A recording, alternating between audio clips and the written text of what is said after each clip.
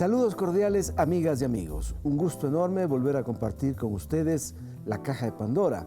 Podemos llegar a sus hogares gracias a que usted decide que así sea. Estamos ahora con un personaje fundamental para la historia de nuestro país. Un escritor de cuya pluma hemos podido aprender innumerables hechos de la historia del Ecuador, de la poesía y también de la política. Se trata de Jaime Galarza Zavala, a quien le damos la bienvenida.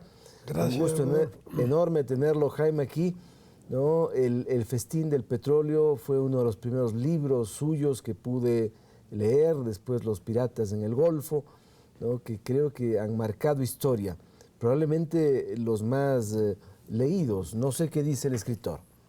Bueno, en primer lugar, Rodolfo, gracias por esta invitación.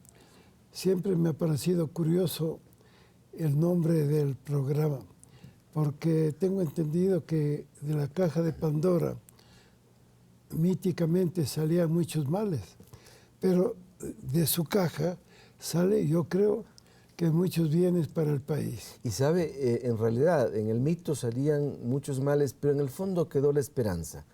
Y este programa sí tiene esa búsqueda, la misión de buscar la esperanza. Bueno, en ese sentido, no había reparado, pero realmente la aclaración es válida. En todo caso, gracias.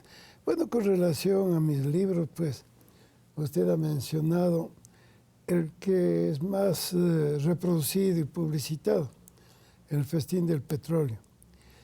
Antes de eso, 10 años antes, yo publiqué un libro, El Yugo Feudal. El Yugo Feudal, también Visión fundamental. del campo ecuatoriano. Claro. Con datos que se aportaban por primera vez en el Ecuador, por ejemplo, sobre las propiedades de la Iglesia Católica. ¿Cómo había concentrado la Iglesia el poder territorial? Territorial. Ahí, pues, creo que son más de 300 latifundios que yo nombro. Me conseguí en esa época una documentación que era fundamental, porque grafica en dónde nomás la Iglesia tenía haciendas, cuáles eran. ¿Y cuáles eran las haciendas más grandes, Jaime? Bueno, haciendas como algunas que había en el Chimborazo, en por el ejemplo. Chimborazo y Cañar. En Cañar había una hacienda gigantesca que decía en esa época que tenía 20.000 hectáreas. No sé si tantas, pero en realidad muy, muy grande. Estaba dividida en varios sectores. Pero igual había muchas haciendas de 1.000 hectáreas, de 500, donde se ejercía pues un sistema verdaderamente feudal. Y por eso la actitud de Monseñor Leonidas Proaño de decidir que se reparta la tierra que la Iglesia tenía en la provincia del Chimborazo causó tanta conmoción. Vamos a seguir hablando de ese tema, Jaime, pero quisiera antes proponerle a usted y al público este video en el cual consta una parte de la historia de vida de nuestro invitado, Jaime Galarza Zavala. No solo nuestros padres nacieron en el Azuay, sino que sus 10 hijos, todos somos nacidos en Cuenca, y gran parte de nuestras descendencias están en estas tierras que nos son queridas. En mis andanzas por las montañas cuencanas, por los ríos. Jaime Galarza Zavala nace en Cuenca, ciudad de los Cuatro Ríos, ciudad de poetas, en 1930, en el barrio del Sagrario, un barrio tradicional de Cuenca. Y sus primeros años lo hace en la escuela Luis Cordero. Ya en la escuela demuestra su inquietud y junto con nuestro primo hermano Andrés Córdoba Galarza editan un periódico escolar. Los estudios los sigue en el Colegio Benigno Malo, el Colegio Nacional Benigno Malo.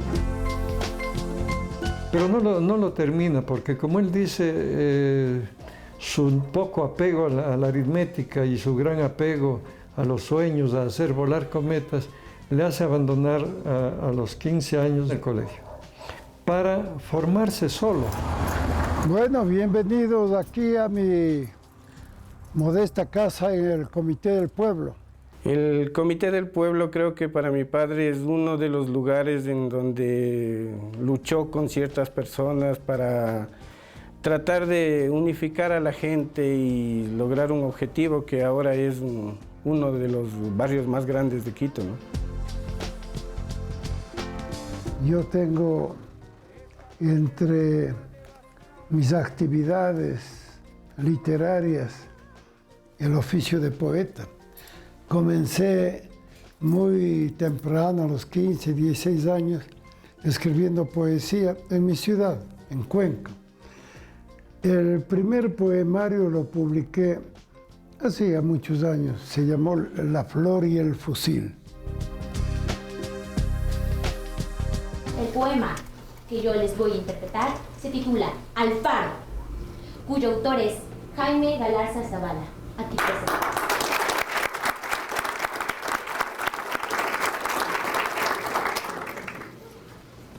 De modo que te fuiste, viejo terco, a galope de sangre, a caballo de vida. Les he preparado un muestrario de las obras mías que, como ustedes pueden apreciar, está prácticamente todas.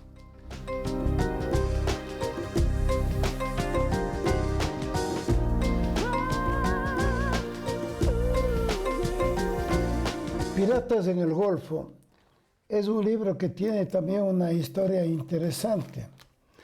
Después de que yo publiqué el libro más conocido de los míos, El festín del petróleo, poco tiempo luego fui apresado por la dictadura del general Rodríguez Lara. Recuerdo en aquella época cuando le cogieron prisionero en el año 72-73 y él estuvo en huelga de hambre. Mi madre y yo también estuvimos en huelga de hambre acá afuera en la Universidad Central, luchando por que le dieran la libertad a él. Justamente ahí se dio una cosa muy interesante, que fue la visita del famoso escritor Julio Cortázar a la celda en que yo estaba recluido en el penal García Moreno. Y después me mandó cartas, una hermosa tarjeta navideña en que dice a Jaime Galarza, siempre presente en nuestra esperanza y nuestra amistad, hasta la victoria y la justicia. Abrazo de Julio Cortázar. Él hizo todo un movimiento grande en Europa para que se me pusiera en libertad. Se dirigieron al presidente de la República, que era el general Guillermo Rodríguez Lara, es una carta que suscribieron una cantidad importante de grandes escritores, como Miguel Ángel Asturias, Premio Nobel, Julio Cortázar, Regis Debray, Jean-Paul Sartre, el gran filósofo y escritor francés, Mario Vargas Llosa, Gabriel García Márquez, la escritora francesa Simone de Beauvoir, esposa de Jean-Paul Sartre. Ayudó a que meses después se anulara el juicio y la sentencia de que yo había sido víctima y se me pusiera en libertad. Yo he tenido, por mis actividades, una cantidad de reconocimientos de distinta índole. El premio a la gestión de toda una vida ha sido concedido al escritor, poeta y combatiente, compañero Jaime Galarza Zavala.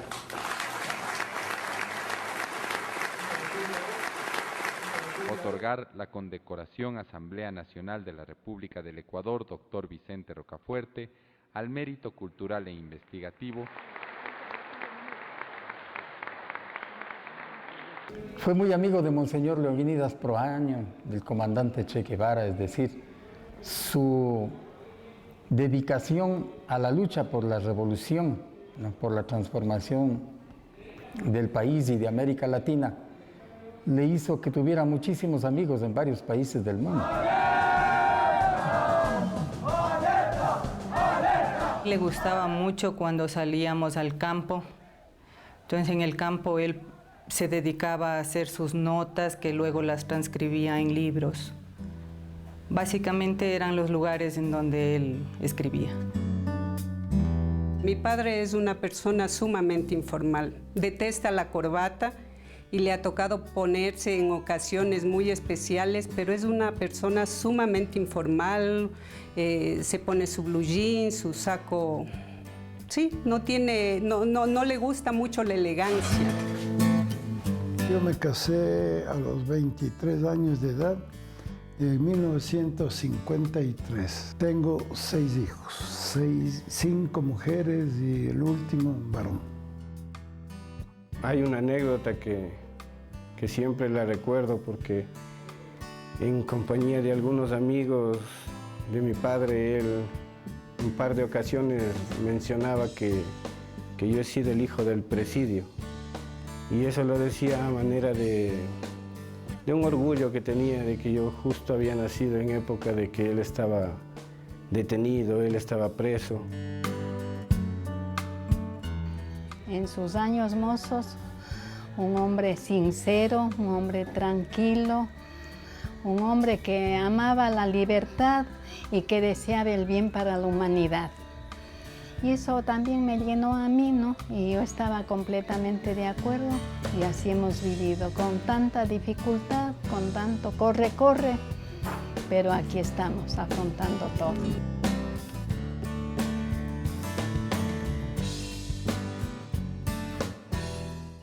Allí está, Jaime Galarza Zavala, una parte de su vida inmensa que ha tenido, ¿no? Sus amigos, el Che Guevara, diversos personajes de la literatura y de la cultura del mundo entero, forman parte de gran parte de su obra también. ¿Cómo se mantiene su cuencanidad? Usted nació en Cuenca, pero salió inmediatamente a recorrer los caminos polvorientos de la patria. Pero nunca olvidé y siempre que puedo regresar, aunque sea por pocos días, lo hago. La cuencanía para nosotros los morlacos es algo que se nos mete muy adentro en el espíritu desde pequeños. ¿Y cómo se manifiesta en su vida? Se manifiesta, yo digo que casi toda mi poesía, por ejemplo, está teñida del paisaje cuencano, porque siempre estoy hablando de los ríos, siempre de las montañas, las arboledas. De la culinaria cuencana. Y obviamente el mote, sus distintas variedades y derivaciones. Mote pata, mote pillo, mote sucio que lleva también el champús y más. Se mantiene, además por mi admiración y el cultivo permanente que yo hago de la lectura de obras de cuencanos, entre los cuales figuran quien para mí es el poeta más admirable que ha tenido el Ecuador, César Dávila Andrade. Claro. Digo el yo Fakir. Que si solo hubiera escrito Boletín y Elegía de las Mitas, hubiera pasado a la inmortalidad. Pero escribió otras cosas muy bellas, en donde también, curiosamente, hay esa impregnación del acento cuencano. Él igual, a su manera, habla de los ríos, habla de las arboledas, hace sus apelaciones a la nostalgia de su madre muy católica. ¿Y cómo fue su relación con Andrés F. Córdoba, su tío? Muy respetuosa. Evidentemente nos diferenciaban ideas, nos diferenciaba edad, pero yo considero que Andrés Córdoba, el viejo, el Yuro, como le llamaban también en la familia, era un hombre respetuoso de las ideas ajenas.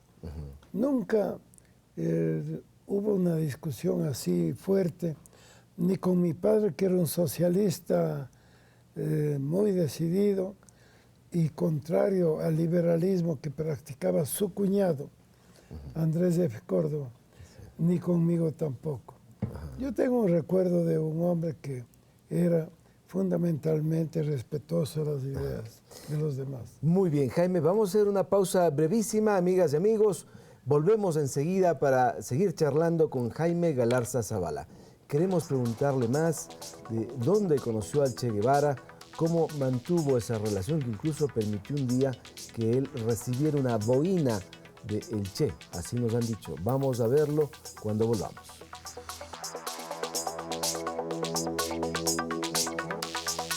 Cuando volvamos, Jaime Galarza revelará los nexos que forjó con Ernesto Che Guevara y la conformación de un grupo de jóvenes revolucionarios.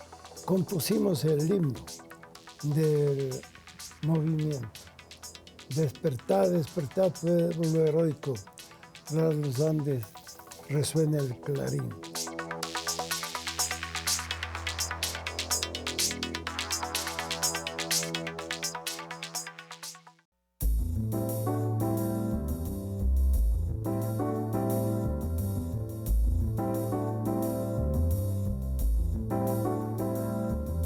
Una literatura que ha descubierto las entrañas de la realidad de nuestro país ha permitido plantear reivindicaciones importantes.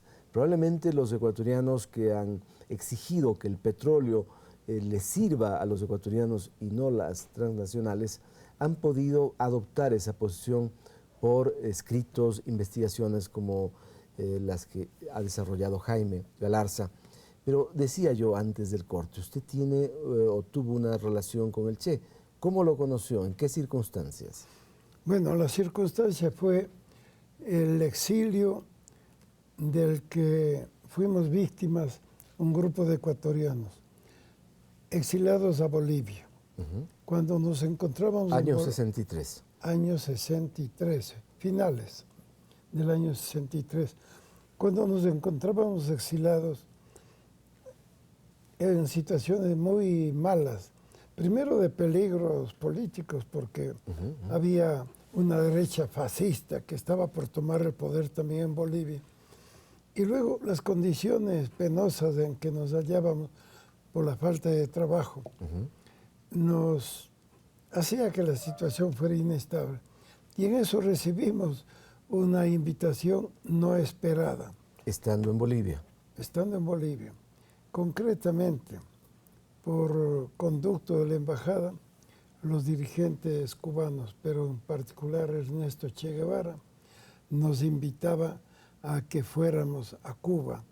Y nos dijeron por qué. Que ellos tenían información de primera mano que se iba a producir un golpe de Estado en Bolivia. Y al producirse, nos habrían entregado a la dictadura militar del Ecuador, que se empeñó en que no saliéramos del país, con fines retaliatorios. ¿Quiénes junto con usted estaban en Bolivia? ¿Qué ecuatorianos? Estuvieron conmigo un hermano mío mayor, Rafael, Alfredo Vera Rata, un médico cuencano, médico excelente, persona además, militante comunista, que vivió en México, en Cuba, regresó y falleció hace unos años acá. Y el doctor Omoto Araujo, el Omoto llamado famosísimo, así, famoso, con el cual había muchísimas anécdotas en el curso de nuestra existencia allá. Entonces, van a Cuba. Vamos a Cuba. ¿Y cómo es el encuentro con el Che Guevara? Bueno, nosotros sabíamos que el Che había intervenido para que fuéramos rescatados, se podría decir, de la vorágine política y militar que se venía en Bolivia, que fue la dictadura de Barrientos, el asesino posterior del Che Guevara. Y entonces habíamos pedido que nos recibiera él y acudimos.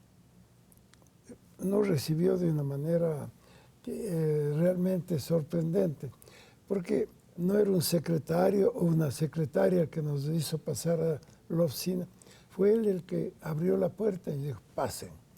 pasan compañeros ecuatorianos. Y se estableció desde el comienzo un tipo de relación muy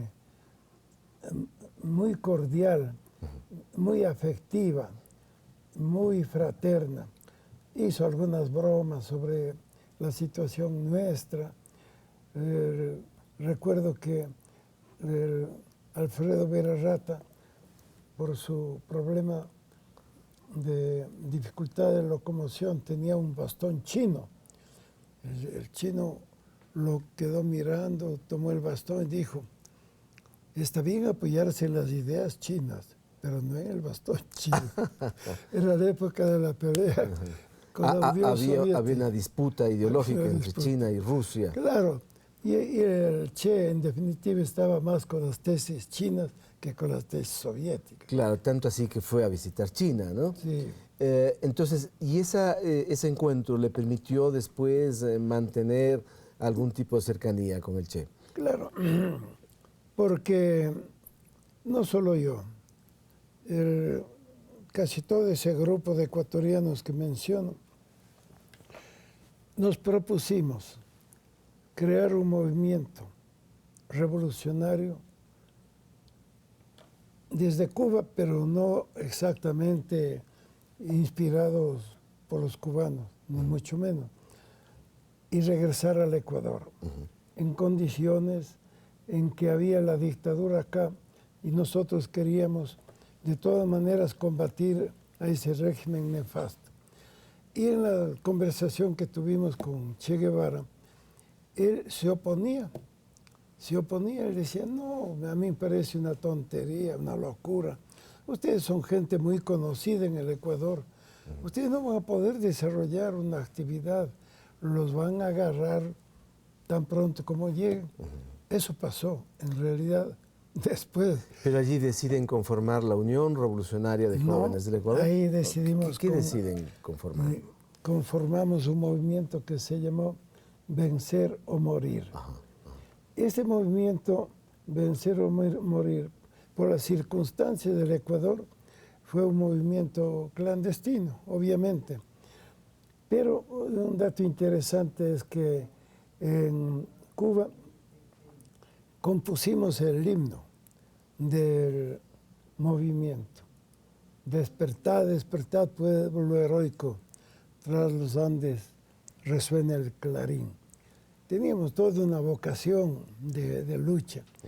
Y digo que es interesante esto, porque el que nos hizo el arreglo musical, la poesía la pusimos nosotros, fue nada menos que este patriota y luchador guatemalteco, Óscar Vargas Romero, el que dirigió el coro de la Casa de la Cultura, lo fundó prácticamente. Padre de Ilonka Vargas y suegro de Pedro Sáz. De Pedro Sáz. Herrería. Herrería, sí, efectivamente. Él nos hizo el arreglo musical.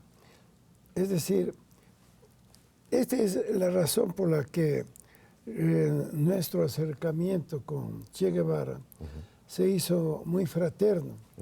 Algo que yo puedo contarlo ahora, al pasar de los años y que no compromete a nadie, es que le pedimos al comandante Guevara que nos pusiera en contacto con lo que era la historia de la guerrilla suya y concretamente que nos permitiera recorrer la Sierra Maestra, siguiendo la ruta del Che. Accedió y con tanta voluntad lo hizo, con tanta decisión, que puso para que fuera nuestro guía al capitán Manuel Hernández, el mismo que luego moriría en la guerrilla del Che en Bolivia. El Che lo quería mucho. Era un guajiro que casi muchacho, analfabeto, subió a la montaña, dijo que quería combatir y el Che poco después lo constituyó en jefe de la vanguardia de la guerrilla por su capacidad de guerrillero. Muy bien. Jaime, me piden que sigamos buscando aquí estos videos Para continuar en la charla, usted tiene aquí 3 videos, Utopía, Gremio, Prócer, ¿no? ¿Por dónde quisiera empezar, Jaime? Allí tiene el control. Utopía. Ya, por favor, un clic izquierdo sobre Utopía. Vamos a verlo. Allí está. Vamos a ver Utopía. Ahí está.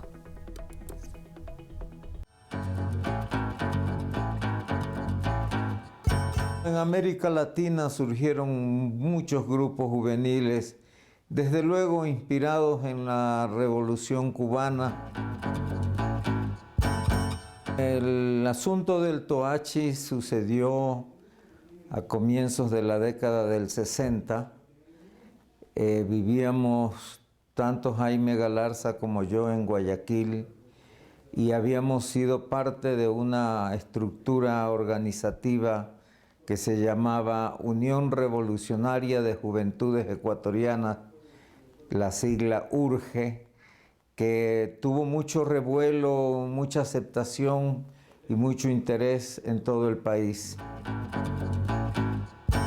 Aquí en Quito se organizó una incursión para hacer un entrenamiento en la zona del Toachi y desde Guayaquil algunas gentes, algunos compañeros apoyaron esa iniciativa, pero bueno, fueron delatados, infiltrados por la CIA y denunciados, y entonces hubo un revés que nos afectó muchísimo.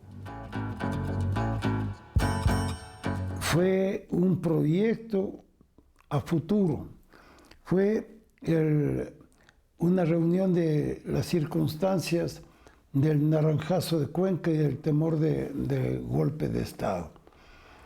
Y ahí fueron, no recuerdo exactamente cuántos, pero me parece que entre 50, alrededor de 50 miembros de URGE los que fueron trasladados al penal García Moreno. La CIA estuvo siempre aquí desde épocas pretéritas y siempre ha usado el mismo método de infiltrar agentes para convertirlos en delatores y entonces actuar de acuerdo a sus intereses.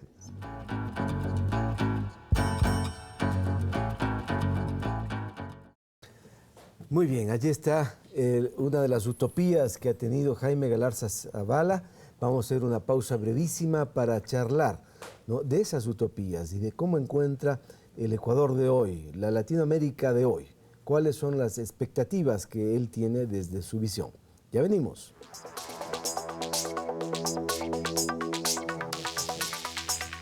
Al volver, Jaime Galarza revelará cómo los agentes de la CIA habían infiltrado un germen guerrillero que en 1962 estaba conformándose en la selva de Santo Domingo de los Áchilas. Philip allí señala la presencia de un agente, pero no llegó a conocer el nombre. El nombre lo descubrimos después.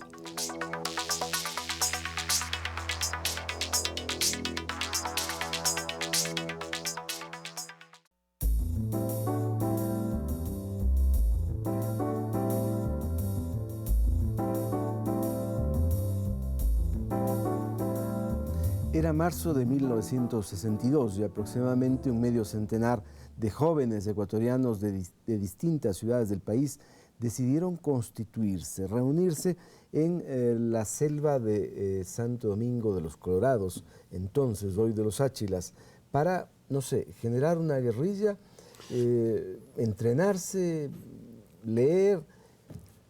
El proyecto que había en el fondo era una guerrilla, pero una guerrilla concebida a futuro. Lo que precipitó la concentración de jóvenes fue el hecho de que desde la ciudad de Cuenca se dio una amenaza al gobierno de Carlos Julio Arosemena, y una amenaza auspiciada por el jefe del Comando Conjunto norteamericano, el Comando del Pacífico, general Teodoro Bogart, quien vino de Panamá y voló a Cuenca. En Cuenca reunió a los militares reunidos, comandados por el coronel Aurelio Naranjo. Y desde ahí salió el ultimátum. O usted rompe relaciones con Cuba o cae. Entonces en el país... A eso le llamaron el naranjazo, ¿no? El naranjazo. Cundió el miedo en todo el país respecto de que se venía un golpe de Estado, porque el presidente Arosemena había hecho una declaración terminante. Primero pasarán sobre mi cadáver. Yo no romperé relaciones con Cuba. Claro, después rompió, pero es otra historia. Pero y en ese momento ya estaba constituida la Unión Revolucionaria de Jóvenes Ecuatorianos. Nos habíamos constituido al calor de la lucha contra el gobierno despótico de Camilo Ponce Enríquez. Nos habíamos constituido a fines de junio. Y ese es el grupo que decide ir hacia Santo Domingo. Ese es el grupo. ¿Usted va a Santo Domingo? No, yo no voy a Santo Domingo porque había una cita que me hiciera a mí para Quito, el jefe del grupo que iba a Santo Domingo, Jorge Rivadeneira Altamirano. Esta cita me la hizo a través de Milton Mejía, quien llegó a Guayaquil y nos manifestó que Rivadeneira me esperaba a mí, concretamente en Quito, con el objeto de coordinar actividades. ¿Y Jorge Rivadeneira era el líder de la agrupación? Era el líder sobre todo del sector de Quito, porque la presidencia la tenía yo. Y había un grupo de dirección nacional en Guayaquil. Cierta división, no al extremo de ruptura, pero cierta división más bien operativa se había producido, y por eso que nosotros no supimos de la concentración que se estaba dando allá. Y mandamos al grupo desde Guayaquil cuando recibimos esa indicación. Pero, ¿y este grupo estaba ya infiltrado por la CIA? Usted descubre después cuando entrevista a Philippe Allí, ese famoso agente que operó en Ecuador.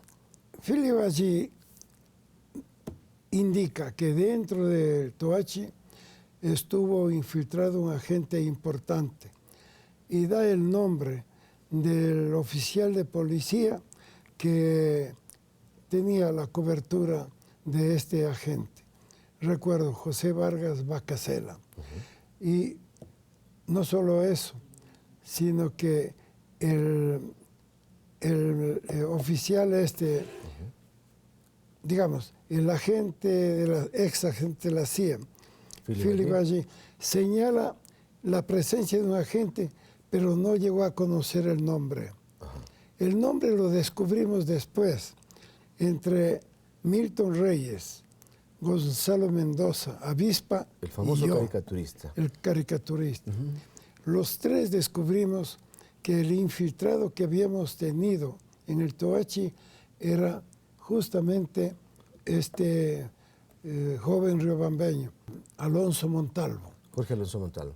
Y él va también detenido, porque claro, el grupo del Toachi se mantiene 2 días o 3 días a lo máximo en operaciones o reunidos. No, en operaciones estaba en un estado de espera, de organización.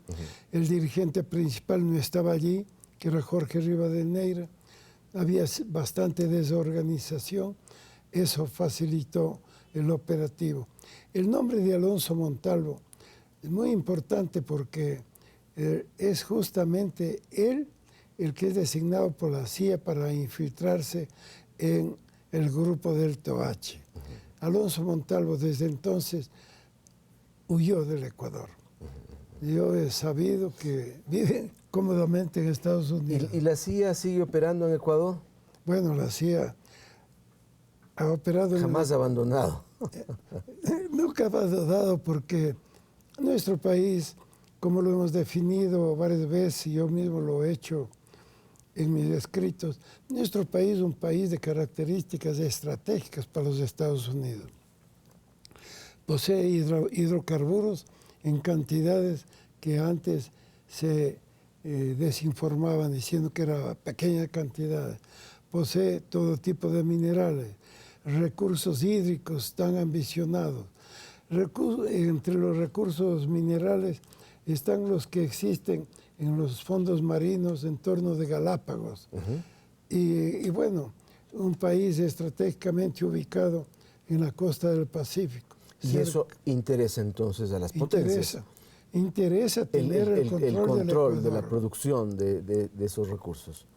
Le interesa el control de la producción, pero el control del país, porque para poder controlar toda esta clase de recursos necesitan tener en sus manos el control político del Ecuador. Cosa que en los últimos años les ha sido esquiva. En los últimos años el Ecuador, gracias a la conducción de Rafael Correa con este proceso de revolución ciudadana, ha ido liberándose. No totalmente, pero el hecho de que no sea la embajada norteamericana la que dicte la política, el hecho de que se haya logrado sacar a los norteamericanos de la base de Manta, el de que se haya rescatado en lo fundamental la política petrolera.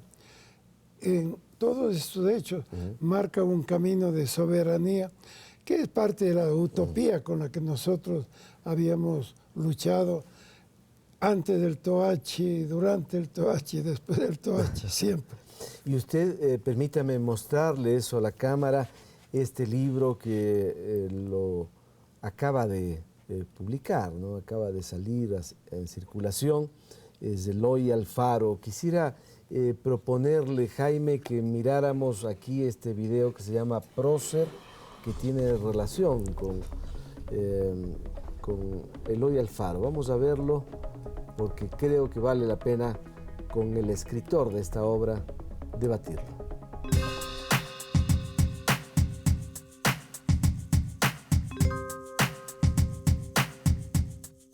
Eloy Alfaro es un héroe de todo el continente y lo que él marcó en el Ecuador fue, como decimos ahora, cambio de época. Era decir, una revolución en verdad, porque el poder clerical y terrateniente que existía en el Ecuador fue transformado con el advenimiento del laicismo y los inicios de la terminación del poder feudal. Entonces, por eso Eloy Alfaro es el hombre más grande de todos los tiempos, porque hasta ahora no ha habido un político, un líder de la envergadura de Eloy Alfaro. Por eso fue que los sectores de derecha, los ricos, los medios de comunicación imperantes en la época lo asesinaron, cometieron el magnicidio aquel el 28 de enero de 1912. Y tendrán que pasar 100 años y más para que los ideales del proyecto alfarista se empiecen a consolidar como está sucediendo actualmente. Para demandar la inmediata liberación de todos los radicales de quienes nunca se registró su salida. Eloy Alfaro era un empresario primero que nada. Y era un empresario tan increíble que Juan Montalvo decía, es un rey Midas, que todo lo que toca hace oro. Cuando él vive en Panamá, él llega a ser tan poderosamente rico, Alfaro, y todo se gasta en la revolución y vuelve a ser pobre. En ese sentido, estaría el lado visionario romántico del Che Guevara, no, donde a Alfaro no le importaba su potencial empresarial, sino sobre todo su ideal visionario. En ese sentido sería parecido al Che, pero definitivamente Alfaro era un hombre de Estado.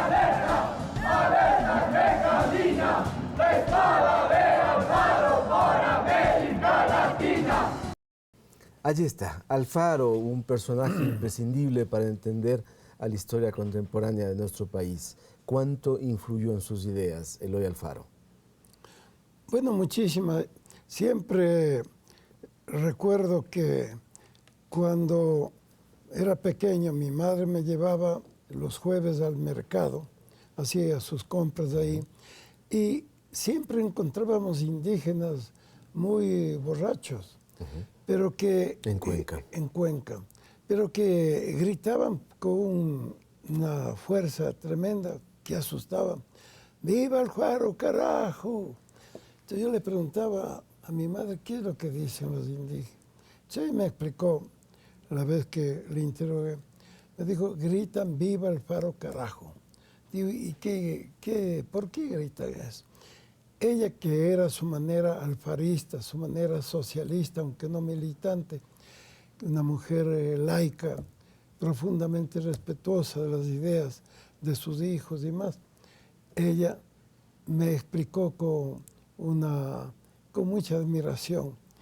Admiración que partía de una historia más conocida en Cuenca, el fusilamiento de Luis Vargas Torres, que por alguna circunstancia mi madre tenía cierta memoria del asunto.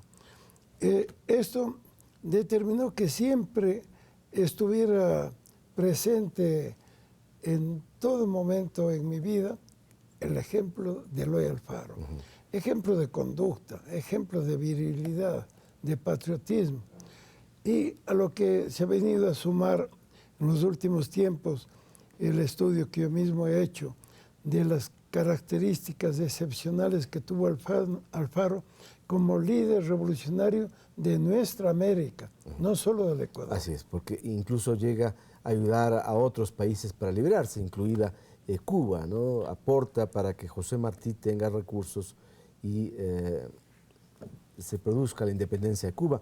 Está aquí Leoncio, su hermano, ¿no? Que queremos invitarlo. Gracias por venir, Leoncio. Estamos hablando de este momento. ¿Podría ponerse acá, claro. Leoncio? Nos recordaba Jaime cómo la madre de ustedes, ¿no? Con ideas liberales, un poco les enseña la historia y les permite entender el mundo de ese momento.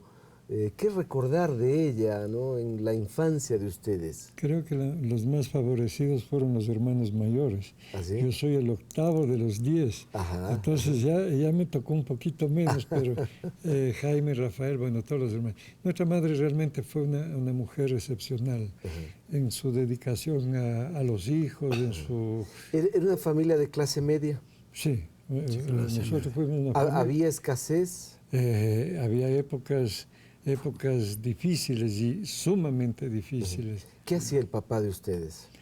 Bueno, papá fue un político socialista, ¿no?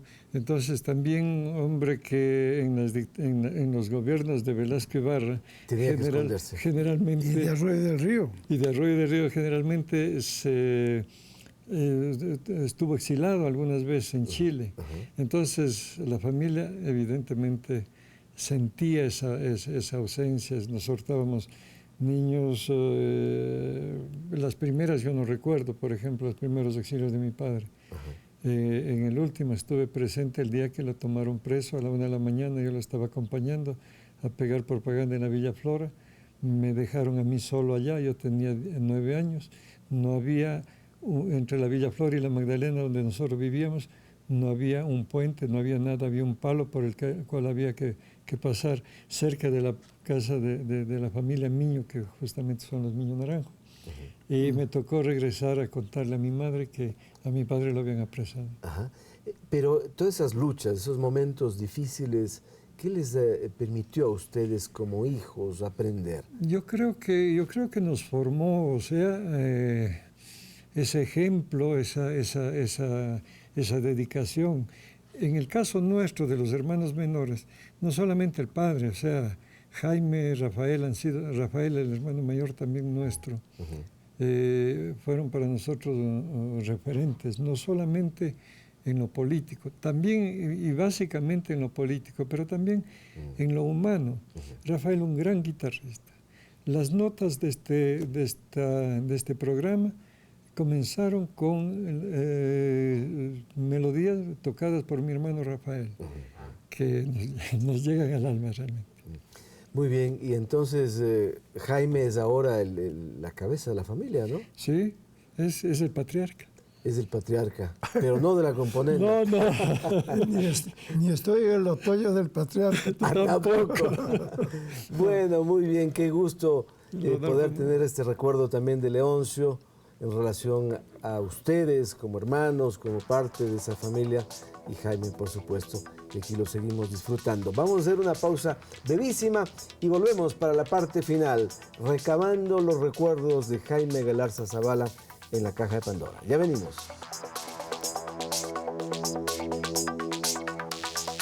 Cuando volvamos, descubra más de la historia de vida de Jaime Galarza y uno de sus secretos que le ha permitido conservar una muy buena memoria. Porque yo en mi infancia prefería tomar agua de hojas de nogal con panela.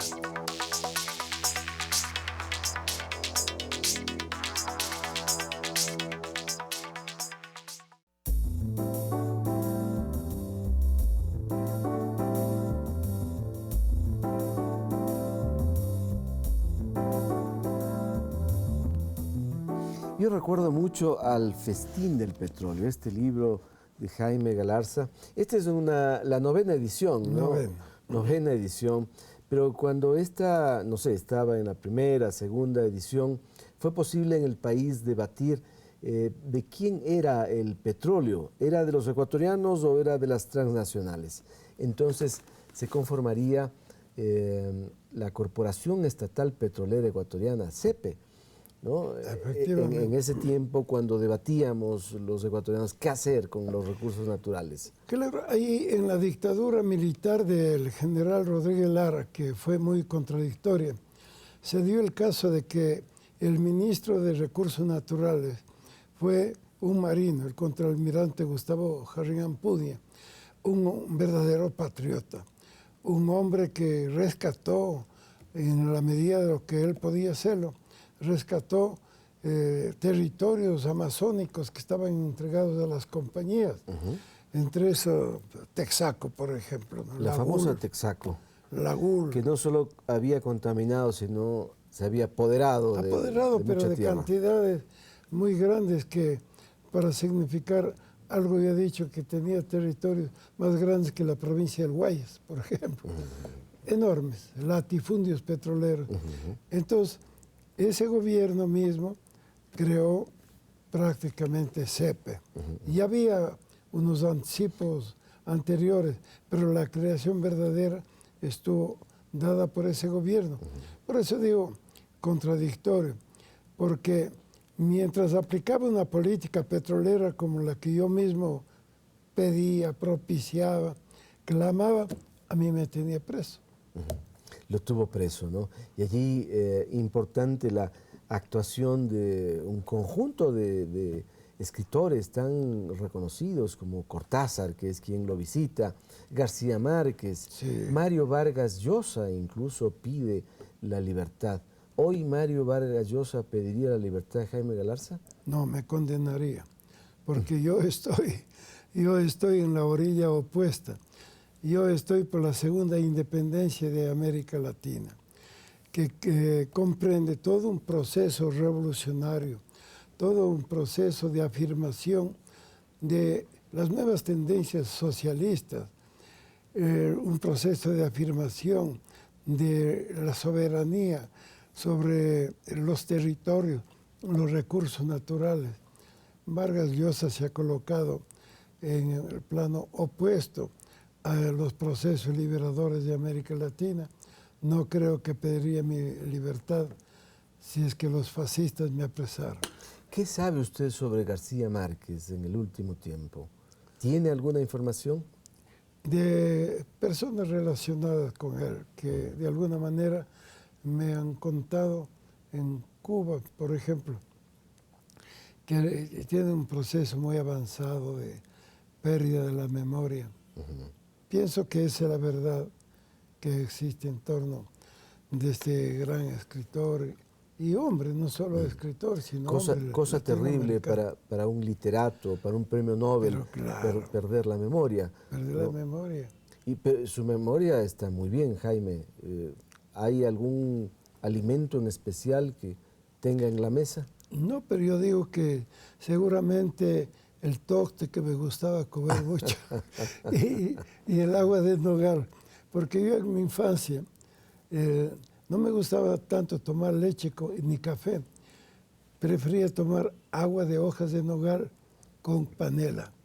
Y yo no sabía que eso es un tónico formidable, lo he venido a saber ahora. Muy bien, ahí está, un buen resultado. Nos falta todavía descubrir este video que se llama Gremio. Vamos a ponerle un clic en Gremio para saber de qué se trata.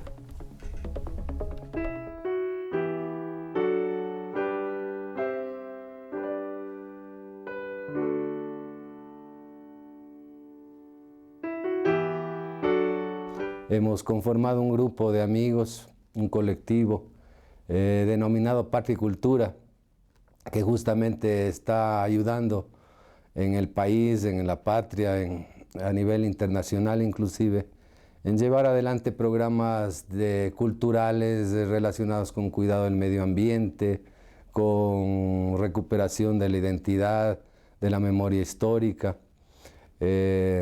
proyectos relacionados con la soberanía, la dignidad de los pueblos.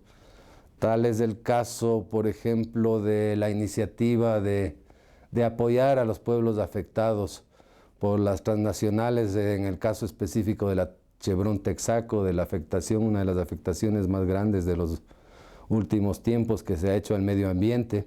Tomamos la iniciativa de difundirlo en organizaciones sociales, a nivel estudiantil, en varios colegios.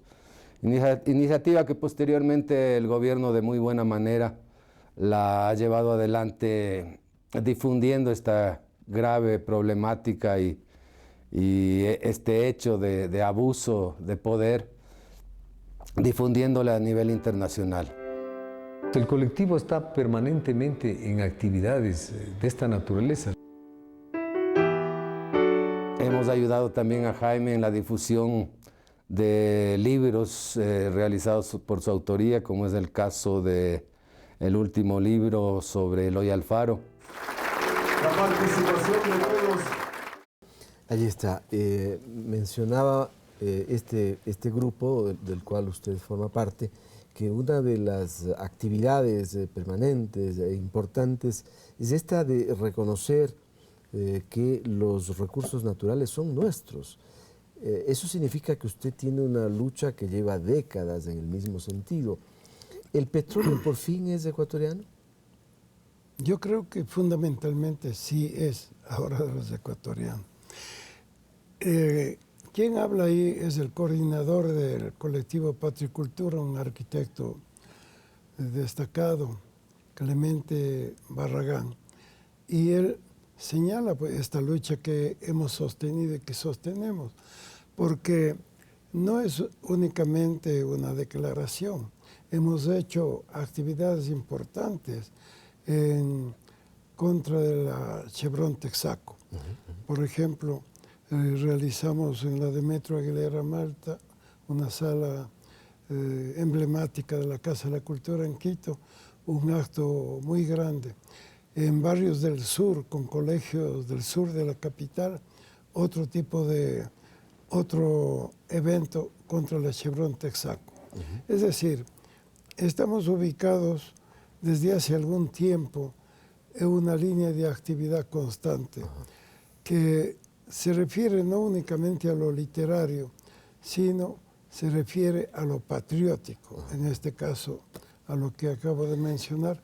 No somos parte de Alianza País, tenemos coincidencias, tenemos nuestros propios puntos de vista al respecto, pero consideramos que nuestra obligación de ecuatorianos es afirmar todo lo que sea posible en camino de lo que hemos llamado la segunda y definitiva independencia del Ecuador y de América Latina. Ya que topa el caso Chevron Texaco, en el exterior es un tema muy debatido, muy conocido, hay eventos diversos, incluso de protesta, ¿no? en los que se reconoce cómo esta empresa petrolera afectó el suelo ecuatoriano. Pero internamente, ¿cree que los ecuatorianos estamos entendiendo lo suficiente ese caso? No, yo creo que esa parte lamentablemente no existe. Y lo digo ¿por qué? Porque vísperas del último proceso electoral del mes de febrero, yo había escrito un artículo en el Telégrafo en que llamaba la atención a los miles de candidatos que habían para alcaldes, prefectos, concejales, para las juntas parroquiales.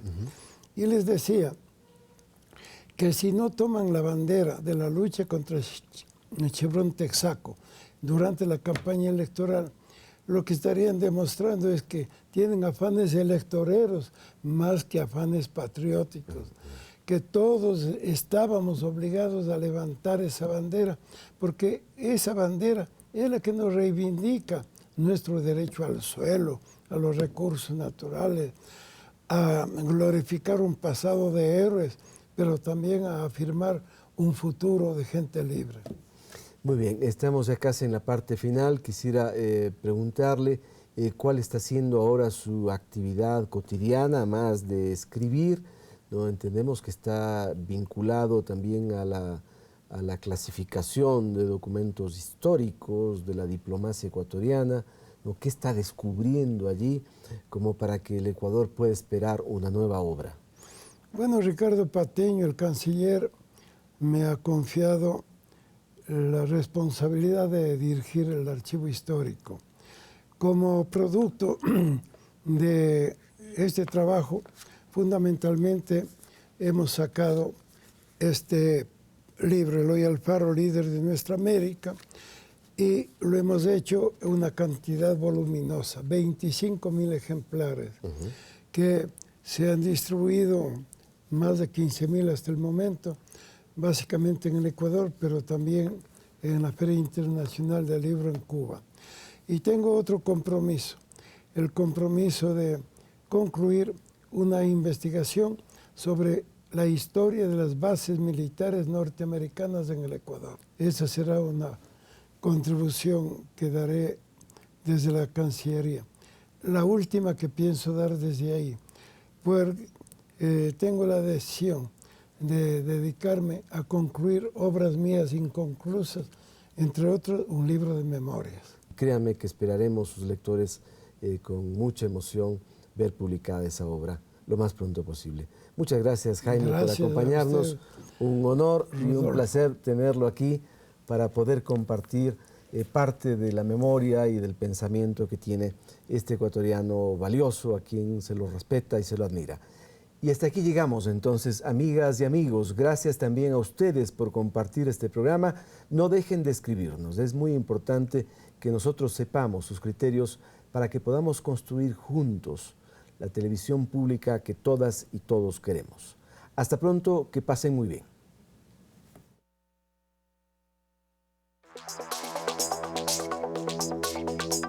A caballo vamos es excelente. Mi hijo José Ignacio asiste y le ayuda mucho. Qué bueno que ya existan lugares de aquí así y ojalá todas las personas con discapacidad puedan asistir. Verónica Chiriboga Dazón.